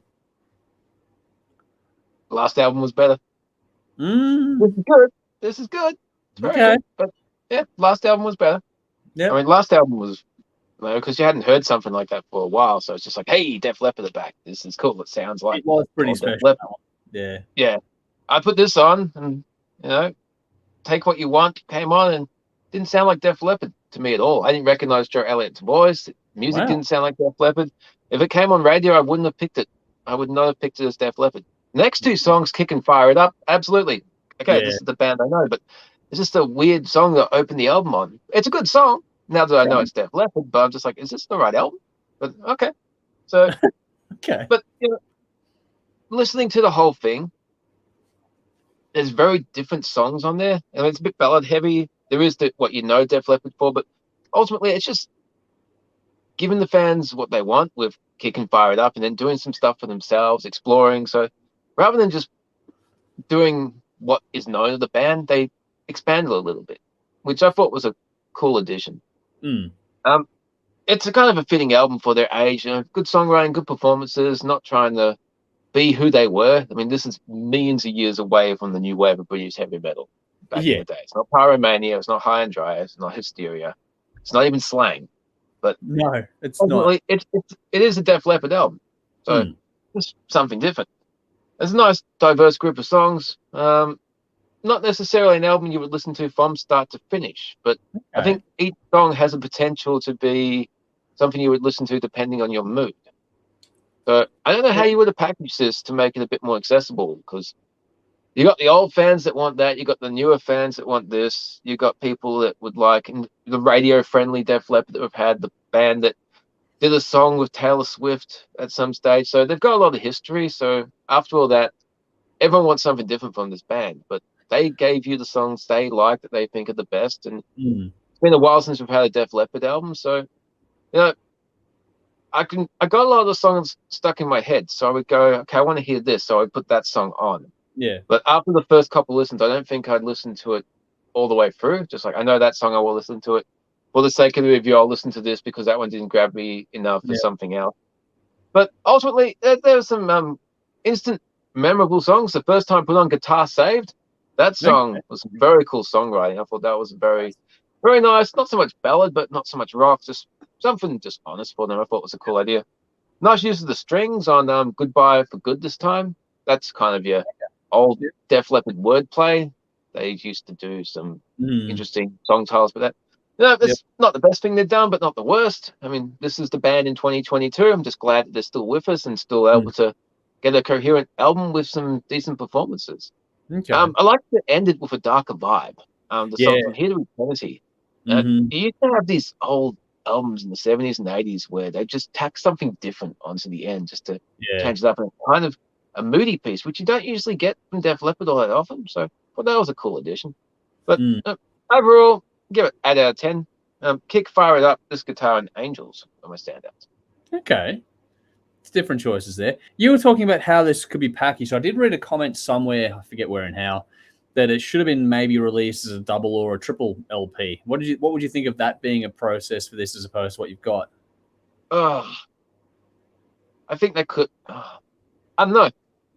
It'd be really weird for me to say I think they could have shortened it and released a couple of just standalone singles, but maybe, it might have been an easier way for hardcore fans to digest it. But for me, I like more is more. You don't have to consume an album from start to finish. Yeah. You can just go for individual songs depending on your mood. So while some songs might not grab you initially in 2 or 3 months, I know there is so much content around these days and we always move on and forget about things. But, 2 or 3 months from now, if you go back, you might have a completely different experience with this album. So I think it's one that might grow on people over time. Yeah.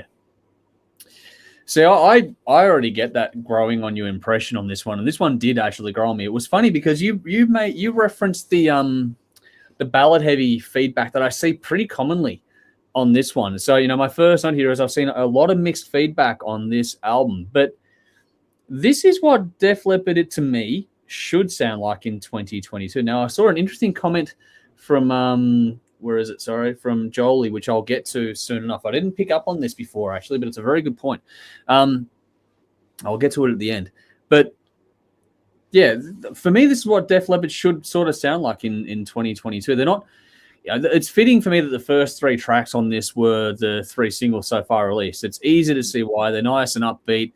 They're rocking songs that kick it off nicely, especially Take What You Want. I think it's a Take What You Want is a very good opening song for the album. I think it's a good little lead-off single for this one. A bit different, but yeah, it worked well. It's the second single. I think Kick was the first single, if I'm correct. But Take What You Want, that's really riff-driven.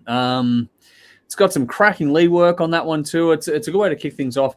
But speaking of kicking things off, the song Kick, that hook, fuck me dead. That is a great hook, great chorus. And that, I get what you mean about the first, by Take What You Want not being quite a Def Leppard song or what you expect. But Kick, that feels like vintage, as does the following track too, like the one I linked today. What is it? Fire It Up. That feels like almost a slang era kind of, but it does throw back a bit earlier than that as well. I think Joe's voice still sounds great to me. I think that you don't get the same high-pitched wails anymore, but you got a bit more gravel, a bit more smoke to his tone now, which I think sort of suits the slightly a blues, or not bluesy vibe. I shouldn't say that because that's thinking of other bands like Europe, but just that slightly more rock than polish kind of thing. There's a bit more grit to these guys overall. Still gets some nice flashbacks. Like I was saying, Fire It Up is a good little flashback song. It's got some good layering, solid tones across this one. It's not overly polished. It's not a Mutt Lange record. It's a long way from that sort of stuff. They haven't really gone down that path for a while. But there's lots of attention to detail. So they've used the studio well. They just haven't abused it like they did in the past, which I didn't mind it, but I get why some people got put off by all that gloss. There's lots of different flavors in this one too. You've got some Eastern touches on tracks like Liquid Dust. But also the panning that was used in that was really well done. But that flows nicely into You Rock Me, which is a nice little sort of different track as well, with a good little hook too. The tracks with Alison Krauss, you referenced one as your standouts, actually, This Guitar. Like, that's one of your favorites, and that's a really good song. I thought both the tracks with her worked well. I actually came across her first time years and years ago with a song, I think it's called Darling Pretty. No, it wasn't Darling Pretty. I forget the name of the song, actually, but it was a song on the Twister soundtrack. It was when I first heard of Alison Krauss. And she's got a really nice vocal, and her vocal really complements Joe's really nicely on these two songs. I think that out of the two tracks with her, I'd probably choose Lifeless over This Guitar, but they're both great tracks. But yeah, if you look at that kind of thing, we've both picked kind of the different songs there. So there's a good little balance. There's also some really nice strings, like you mentioned, tracks like Goodbye for Good This Time. Everything across this record is cohesive or written, arranged, performed well, all those things. They're veterans. They know what they're doing, and they do a very good job. Tracks like Give Me a Kiss, that opens things up a bit more too. There's a bit more energy to it. The rhythm section get to take the lead on tracks like that, and it's another good little songs. There's a little detail again, like they're not over polished, but there's little claps and stuff in that one, which sort of go to the attention to detail, the depth in the mixing of it, but also just the composition, the layering of it all. It all worked well. Lyrics are good on this one too. Fun and heartfelt in equal measure. You always get the ballads, the heartfelt stuff, but there's a lot of fun in this album as well. And there's some nice, building in tracks of this one. It's like the close of Angel, for me, that gave me Pink Floyd vibes. So we're both getting different Pink Floyd vibes across different things. So, it's fun tonight. The closing track that you mentioned, From Here to Eternity, is a great album close as well. It's a bit of darkness on that one, and it's, some good harmonies, great lead work in that too. It's funny because, there's a lot of thought about this being ballad heavy, like you mentioned before, and TC has mentioned, I think, as well as same with Lee, a follower of ours, Lee. He's mentioned it too. I was inclined to agree with that, just listening to it casually. When I sat down and put the headphones on and did my deep dive listen, this actually flowed really smoothly. I didn't get the feeling it was too ballad heavy because you get maybe one or two ballads and then you get an upbeat song. So it wasn't like there was a disproportionate mix. It was maybe 50-50 kind of thing, but there was more sort of up-tempo stuff than I honestly thought I was getting into, and I sat down to listen to it properly. I think that at this point in time in their career, they don't have to do anything to prove anything to anyone anyway, so whatever, they're doing what they want for themselves. I think they're still giving the fans what they want, like you said. But I think that there's a lot more balls on this one, and it's worth a deep dive, worth giving it a full listen with your full attention to. I just think it's a damn fine album. Bit of a grower. I do agree that it's a grower. I think that if you come back to this one a few months from now, Dave, it might be a different thought from you. But for me, I really did enjoy it. I think it's exactly what this band should be doing at this point in time in their career, to be honest. So I think it's a very, very good album. I gave it an 8.5 out of 10. I picked Take What You Want, Kick, and Liquid Dust, actually, as my standouts on this one. I know we've got some comments, so let's go and address those comments now. What do we got? Sorry, I'll go back a little bit. Here's the comment from Jolie, which is I did not pick up on this one. Vivian Campbell didn't contribute to write any songs in this album. That's a good pickup. I didn't note that before. They did have some other external writers in on some of these songs, which, is interesting. But having Vivian Campbell not get any writing credits, that's an interesting touch. I didn't pick up on that. So thank you for the nod there. That might explain a few things for some people out there too, but that's an interesting note to just sort of take into context. All right, Sally's gone, okay, I heard one song on YouTube, but that wasn't bad, all good drums. But this song, going to be diplomatic because they're my tribe and they have a legacy that's well earned, but this, no, probably not. And no, that is what I got. She doesn't like this song. Check out Kick, and let me know what you think of that one, Sally. Tough says it's like they put elements of their older songs together. It works, sort of. So there we go. Nicole is corrected us up, but it says hardcore fans will love it, but I outgrew them in the late 80s. I blame Halloween. So there we go. Blames Halloween for outgrowing Def Leppard. Good one there. All right. So, yeah, Bell says, open your eyes, and the last track were okay, but the rest of it was cringy oral torture. Wow. Getting some nasty thoughts on this one. All right, cool. All right, but then again, Rowan says, I'll probably still check this one out. Okay, cool. Let us know. Tough says, I can't really be an asshole of Def Leppard. I own a copy of Judas Priest singing about Loch Ness. What the fuck do I know about good music? Good one there. Sally says, okay, Kick, we'll give it a go. Go and check that one out. I reckon that's a good one. Otherwise, the other one too, the opening track. What was the one that you liked, Dave? Kick.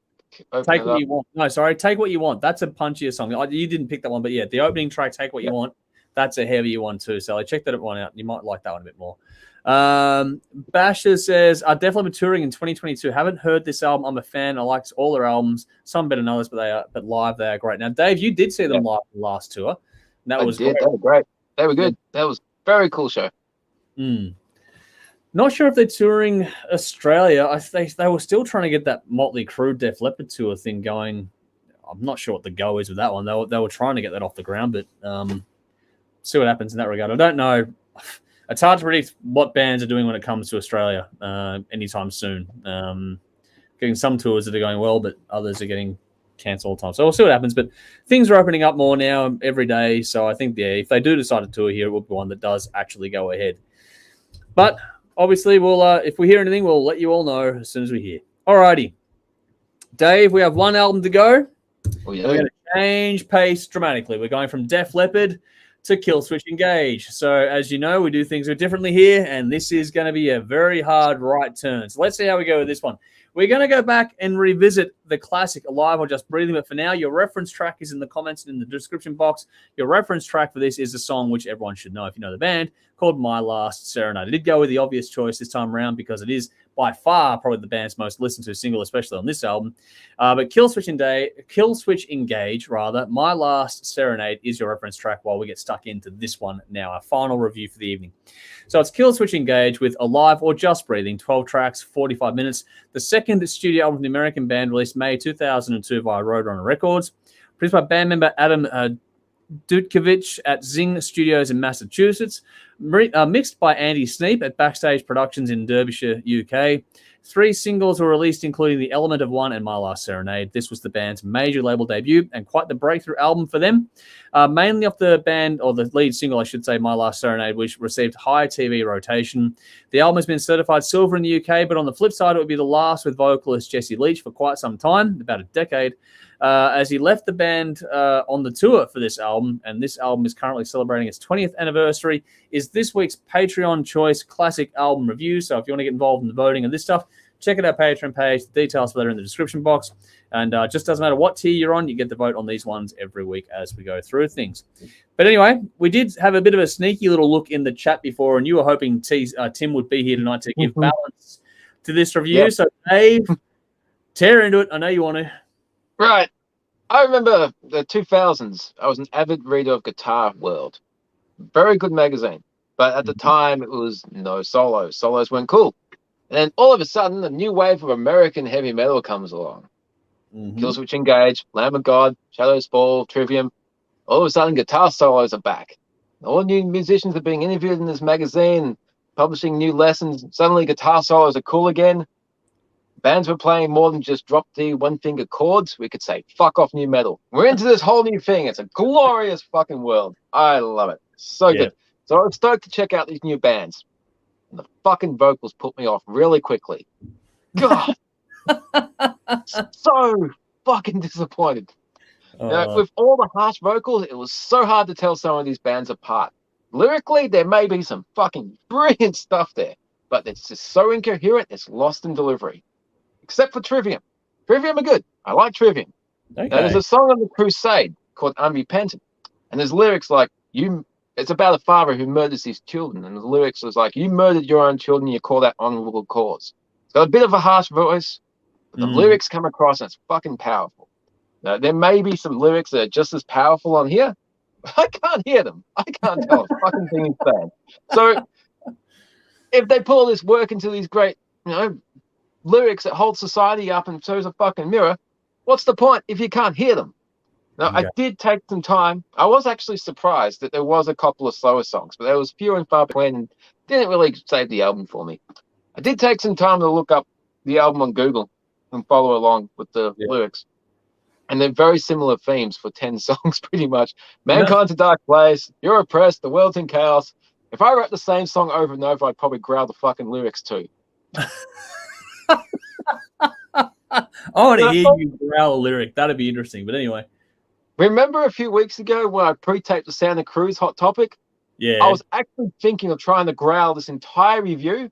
Nobody would be able to make any sense out of it. But if you're a fan of the band, maybe you could. But I also think maybe the lyrics were actually written after they were recorded, because who the fuck's gonna know? You can just growl into a microphone and write your shit out later. Oh, good.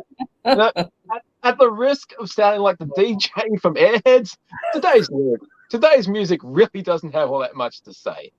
Wow. My friend I was working with at the time, she's a drummer and she was a big fan of this band. She burnt me a few CDs, and she was big into the drums and she kept talking about the drums. I'm big on guitars. The guitar work is fucking impressive. You cannot deny that. But it's just not coherent, complete songs for me. They're lacking. I can appreciate the guitar, but I can separate myself from the musician side to I'm a metal fan. And if I'm listening to this type of metal, I'll prefer Slayer or Megadeth or someone that has harsh vocals, but also has some personality and distinction and some emotion. I get it. You're pissed off. You're going to growl for fucking an hour. I'll stick with the classic stuff because those songs are way more memorable to me. The solos were back. I was stoked, but ultimately I was disappointed with a lot of these bands. Killswitch I never got into. Lamb of God have some good stuff. Trivium I fucking love. Shadows Fall, excellent guitar stuff. Vocals again. No, but it wasn't all that long after this I discovered symphonic metal and the European glam metal. I was like, cool, I can have solos and cool stories and great lyrics. So yeah, this band is not for me. I'm sorry if I've upset people, but I'm just being honest. I'll give it 5 out of 10 because I'm not going to bin it. No way in hell, because there's a lot of talent here. Question the taste. But personally, it's, couldn't do it. All right. I did listen to this one when it came out. It's been a long time since. I haven't listened to it for a long, long time. Straight from the start, you get hit with a punch in the face. But for me, the opening track, I'm going to be very different today for you. So I am going to be the balance to this one because Tim would be good to have in this one because this is probably right in his sort of the demographic. But for me, this one, the opening track, sort of it hits you in the head, but then it shows it's not just about blunt force. There's some other stuff going on in this one too. I thought there was a nice blend of melody and the vocal aggression on this one. It's this whole style which has the heavy verse and then the more melodic chorus. But these were one of the early bands to get into that side of things. This album is kind of a turning point for that whole genre of music when you look back on things. They did a very good job with that. The stated aim for this, which is funny considering what you were talking about there, Dave, the aim lyrically was to bring about some positivity, and to me, I did get that vibe. Now I listen to other stuff more often than you do, which maybe gives me a quicker grab on things. But between the delivery and the lyrics themselves, I was on pick up, and I got that positive vibe. It wasn't. There's still plenty of darkness and aggression and anger and all that kind of stuff on here, but it's not just that.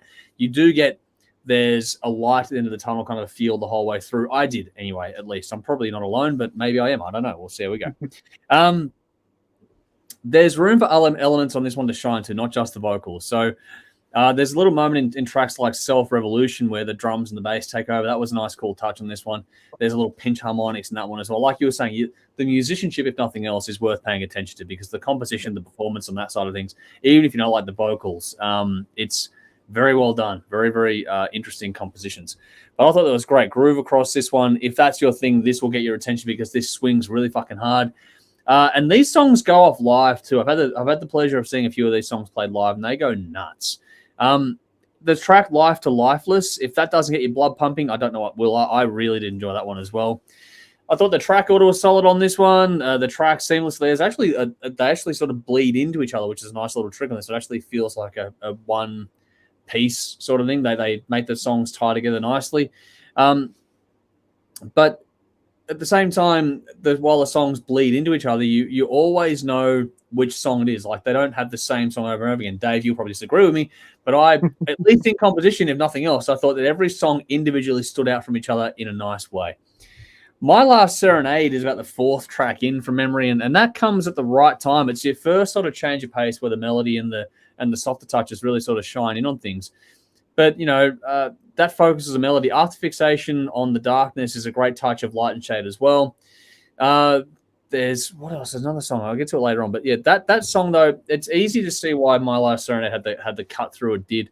Still a cracking tune. I forgot how good that song was until I sort of put it back on because I haven't listened to it for ages. So it's just like, fuck, that's a good song. For me, anyway, I really enjoyed it. I thought the mix was good for this one. Big and punchy. It was well balanced, though. It still had an organic feel. So a lot of the bands later on would go to the snap to the grid kind of thing. These guys still feel like a real band in a real studio playing real instruments. And I did really appreciate the organic feel, vibe, tone across to it all. Plenty of room for things to breathe in this mix. And how the vocals got to push and pull was a nice touch on this one too. For the funny thing is that it's self-produced, basically, and the band had trouble keeping their guitars in tune from session to session. So when you read into the history of this album, they couldn't even keep their guitars in tune from session to session, but they put out a fucking great mix, and you can't tell that any of those things were going on. I thought they did a great job for their second album they've ever done, and it's self-produced. Fucking credit where due. You've got some nice punch on this one, some nice top end, plenty of rumble, but, it's not all about the bottom end. A lot of the other albums in this sort of style really focus on making the bottom end sort of the big sound wall effect. These guys don't. They have a really nice balance across the board. This one, for me, out of the era that it comes from, really stands out, not only in sound, but also in style. It's easy to see why this one was that sort of turning point kind of record, and I think it holds up really well today, all these years on. And there's some good deeper cuts on this one too. Tracks like The Element of One, that was a really cool track for me, and that showed a lot of maturity in their songwriting for how early it was in their career. Still heavy, but that ability to bring a hook to things was nice, along with the emotive weight that song gave too. And, you know, they did use the studio well when they wanted to. There's little backward touches, but also the spoken vocal moment and the acoustic touch was really nicely done too. Everything was blended in well. And there's a little instrumental interlude before the closing, which is probably the closing track, probably the heaviest track on here. But just before, there's like a 2-minute long instrumental little piece. It was just really nicely done there too. Like, again, gives you a little bit of room to breathe before the next, you know, sort of punch comes. Rise Inside, is a great closing track. I love the creeping tempo change, how it sort of progressively got faster and faster. It's, you know, to use the joke, it's like Lars is playing live, but this was intentional. So it was a really nice, the creeping tempo was a really nice touch. It was a good different track, a nice way to close out the album on this one too. They're not sacrificing anything, like the Rumble doesn't sacrifice anything. They just got a really good chunky song there, and there's some good harmonies in this one too. It all comes down to taste, like most things do. But if you like anything that's heavy but still has plenty of melody, this is really cool. It's actually funny how the divide is between the singles and this album review tonight. We're seeing the clear divide between Dave's and my tastes in things as we go through things. But I thought this is a well put together album, very solid release. So 8.5 out of 10 for me. My Last Serenade, The Element of One, and Life to Lifeless are my standouts on this one. Do have some commentary. I know some agree with you, Dave. So here we go. First thing first. Nicole says, great musicians, but I just can't listen to them. The vocals just hurt my ears. So there we go. She also said later on, said, bingo, Dave. So yeah, she completely agrees with you. So there you go. One for you. Tough says, good old Killswitch, or as I call them, Pantera Light. Great for family get-togethers that want to sort of rock and roll. So there we go. Rowan says, got to head off, no bin. Okay, well, it'll be here later on. Hopefully you're able to check it out later on.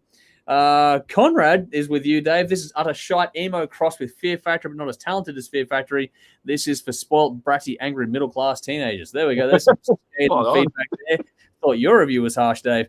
What do we got here? Michael says Killswitch are great, but also Jess and Adam's other project, Times of Grace, which hasn't got the same style of vocals as Killswitch. So there we go. There's a link in that one, Dave, for you to check out. Different vocal style. Okay.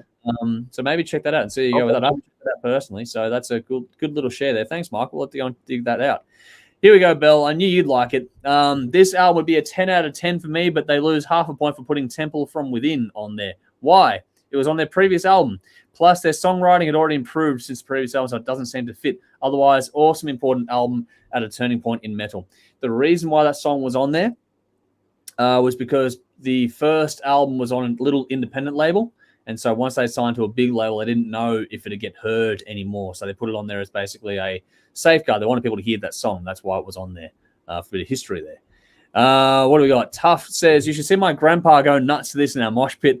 Oh, grandma, sorry. Her false teeth come out from her head banging and landed in someone's drink. True story. Mate, I wish that was captured on video. I'd ask you to send it in.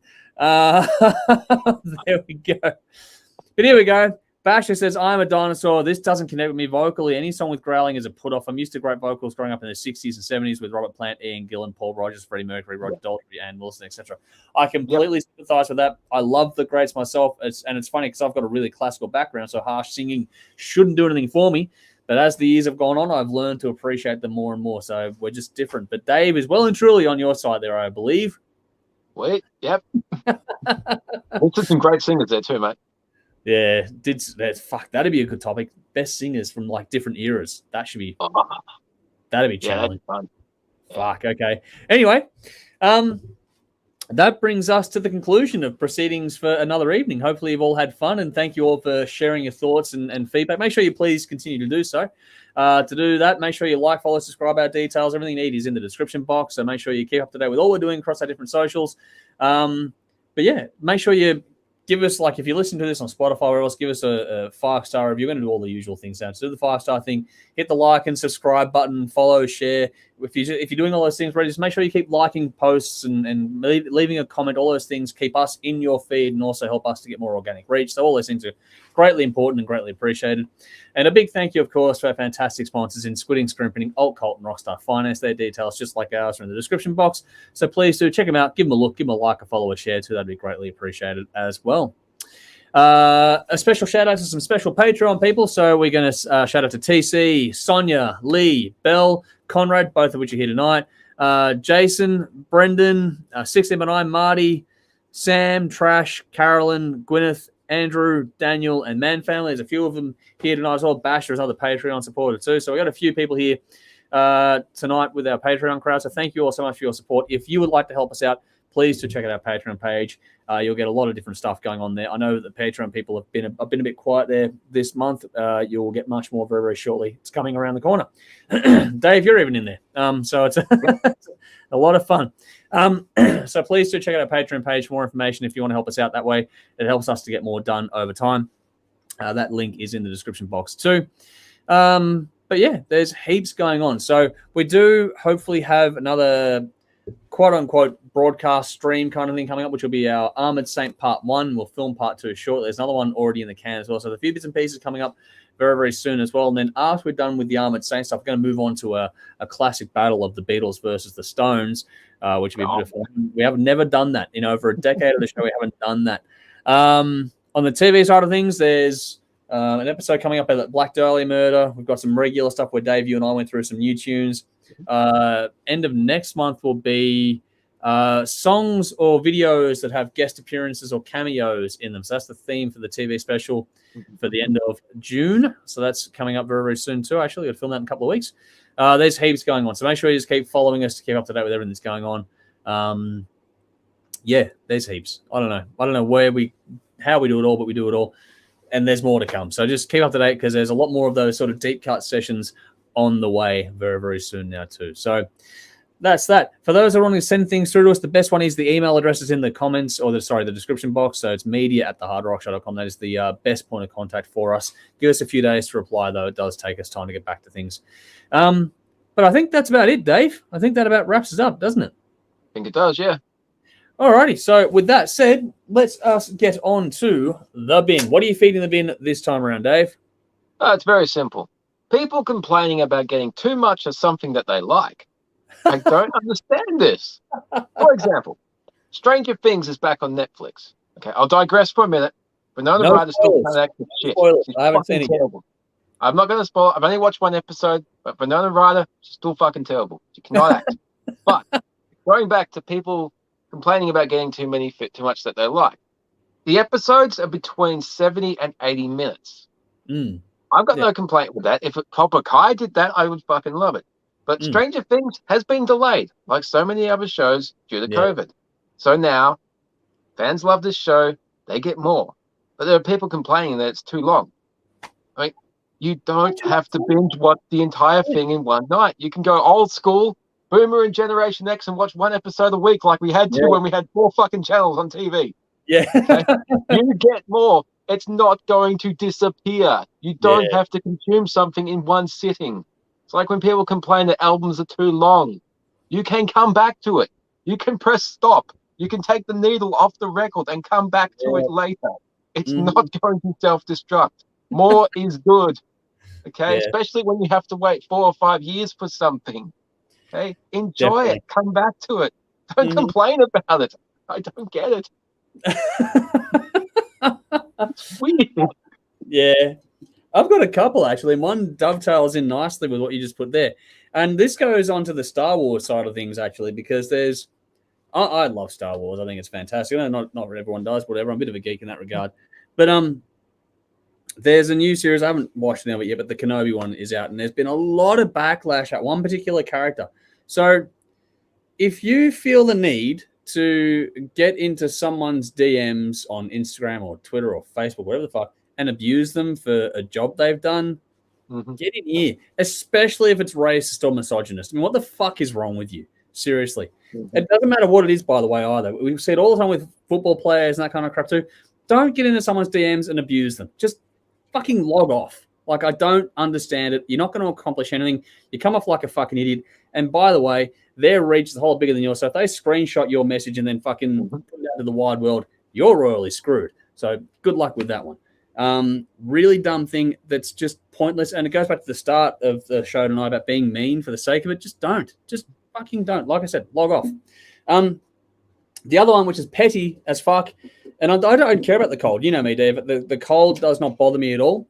The trouble is that in the weather where it's like 3 or 4 degrees in the morning, I have a hand that I smashed in a machine fucking years ago, and it's fucking cooked. It's got arthritis through it, and so this weather sucks for that because it's like it just hurts.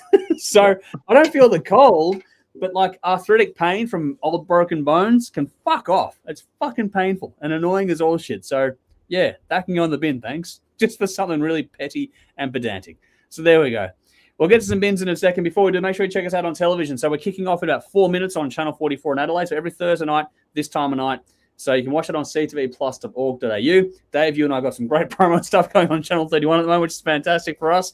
But also make sure you check us out. That's every Thursday night on Channel 44 in Adelaide and every Saturday night in Melbourne on Channel 31 at 10:30 p.m. on Saturday nights. Again, watch it via the TV channel or at ctvplus.org.au. That is where you can watch us on telly and get a different side of our broadcast. We get to play more music in that context. Alrighty, on to the people's bins. What do we got? Tough says, bin copyright laws. We all copy from each other. It's kind of impossible to be a true original without learning from the best. Picasso himself told people he stole ideas. Yes and no. There is a point where it's blatant. I think if you just sort of copy someone's song entirely and go, it's mine. Yeah, that's not quite cool. Joel is going Star Wars, lol. Yep, definitely. Old school geek.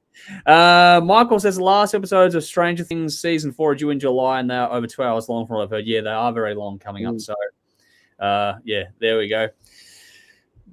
Conrad says, I agree with you, Dave. Alas, younger generations have the attention spans of goldfish. That's probably true.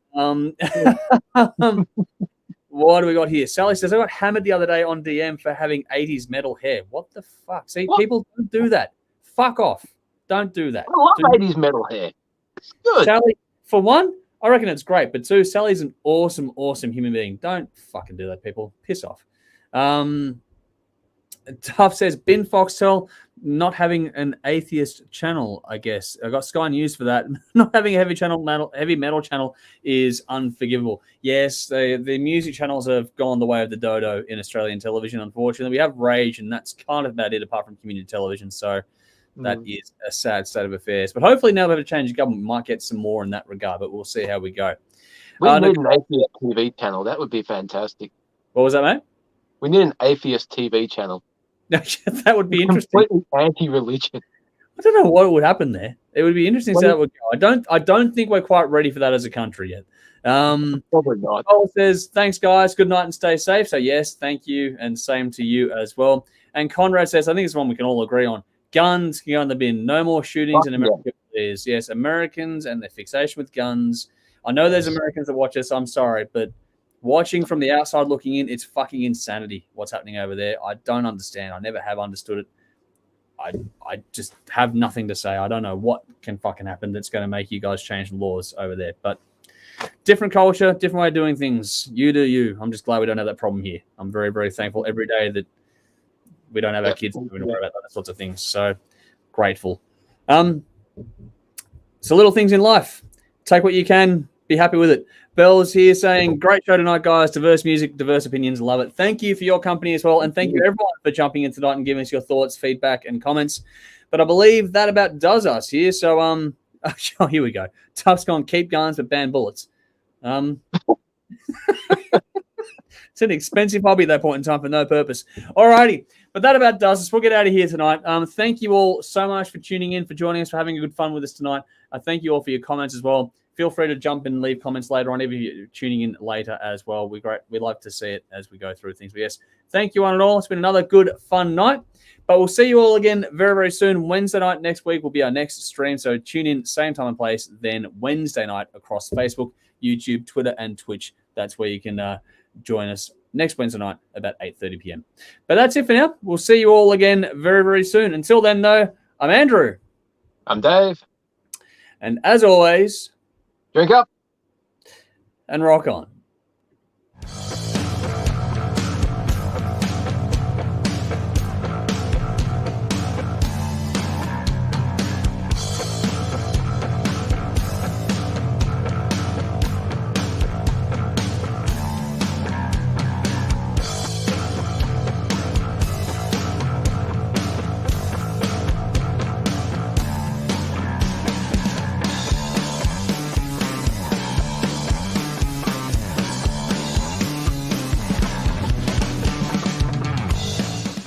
She Nikki, sent it. I reckon you'd like this. If you want to see the best pop song for the year, go and Google the brand new song by New Kids on the Block, and it's got Rick Astley in it, En Vogue, and Salt and Pepper. The video clip is phenomenal. They take the piss out of all the classic 80s videos. Absolutely unbelievable. And the song's really catchy as fuck. It's a great song. I admit to having En Vogue CDs. I have NSYNC CDs. Oh, you've seen the fucking rack. Go and watch this video. Go and check this video out because they take I had all sorts of New Kids on the Block when I was a kid. Well, they take the piss out of classic 80s videos. They take the piss out of Oh, shit. That is the best one yet. There's one for the extras.